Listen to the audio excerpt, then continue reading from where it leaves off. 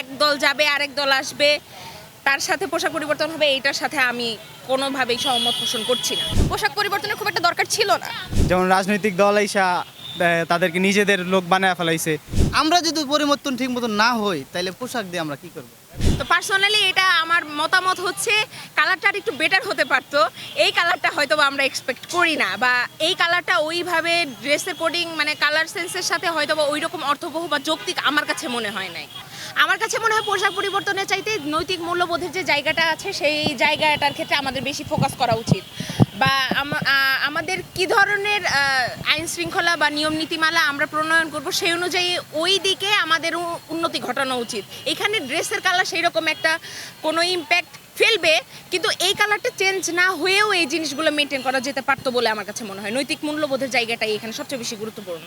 যেহেতু তারা আইন শৃঙ্খলা রক্ষাকারী বাহিনী এবং নিরাপত্তা বাহিনীর মধ্যে পড়ছে, তাদের পোশাকটা আসলে যেমনই হোক, তাদের ভেতরের যে হচ্ছে পেশাদারিত্ব, সেখান থেকে ছাপিয়ে আসলে মানসিকতাটা বা মানবিকতাটা তাদের মধ্যে অর্জন করা আসলে জরুরি।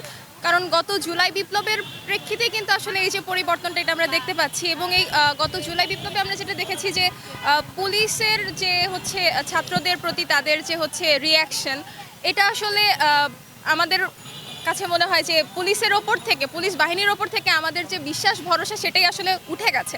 তো একইভাবে আবার আমরা যদি র্যাব কিংবা অন্যান্য বাহিনীদের অবস্থাও দেখি, সেক্ষেত্রেও হচ্ছে তাদের বিভিন্ন ধরনের কার্যক্রমে আমরা আসলে অনেকটাই হতাশার মধ্যেই আছি, তাদের প্রতি আমরা আসলে নিরাশ হয়েছি। তো সেক্ষেত্রে আসলে পোশাক পরিবর্তনটা যেমনই হোক, আমার কাছে মনে হয় যে তাদের পেশাদারিত্বকে ছাপিয়ে আসলে তাদের ভেতরে যে দায়িত্ব জ্ঞান, দায়িত্ব কর্তব্য বোধ, সেটার আসলে উন্নতির দরকার, এবং এই তাদের ভেতরের এই নীতিমালাতেও কিছু পরিবর্তন আমার কাছে প্রয়োজন বলে মনে হয়। হ্যাঁ, এটা বলা যায়। আসলে পোশাক পরিবর্তনের হুট করে আসলে প্রয়োজনীয়তা কেন এত বেশি, একজন সাধারণ শিক্ষার্থী বা সাধারণ নাগরিক হিসেবে আমার কাছে আসলে মনে হয় যে পোশাক পরিবর্তনের খুব একটা দরকার ছিল না।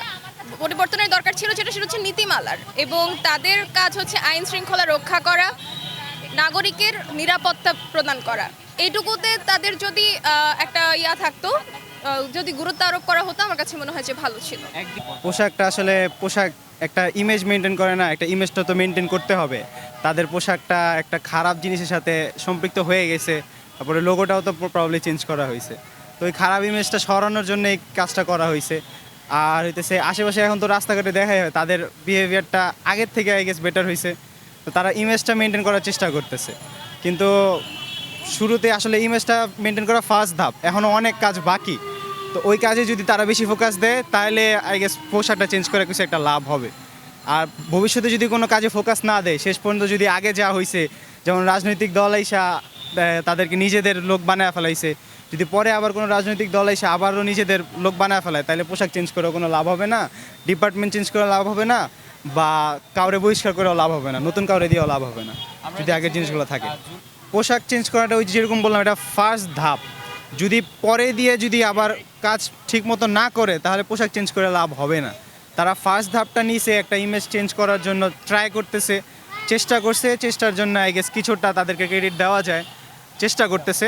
যদি ভবিষ্যতে তারা এটা মেনটেন করতে পারে, যে মানুষের কথা শুনে একটা ভালো করার ইচ্ছা থাকে, ইচ্ছাটা যদি চালা যেতে পারে, ইচ্ছাটা যদি ভালো প্রকাশ ফলে, তাহলে পোশাক চেঞ্জ মানুষ কদিন পরে, এখন হয়তো বা ট্রোল করতেছে, 10 দিন পরে হয়তো হবে যে না ঠিক আছে, অ্যাটলিস্ট ভালো হয়েছে তারা।